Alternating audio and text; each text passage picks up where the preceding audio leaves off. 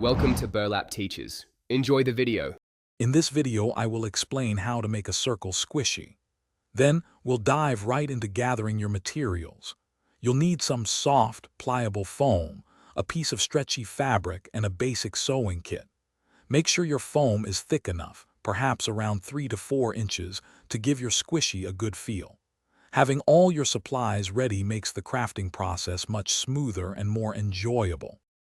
Now let's focus on the core of your squishy. Carefully cut your foam into a precise circular shape.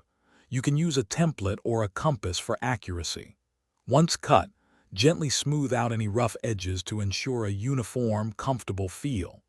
A diameter of 4 to 6 inches often works well for a handheld squishy, providing a satisfying squeeze. This step is crucial for the final squishy texture.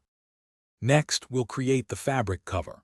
Cut 2 fabric circles, each about 1/2 inch larger in diameter than your foam core. Place them right sides together and sew around the edge, leaving a small opening of about 2 inches.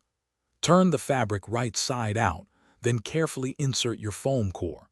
Gently push and adjust the foam until it sits perfectly inside the fabric cover.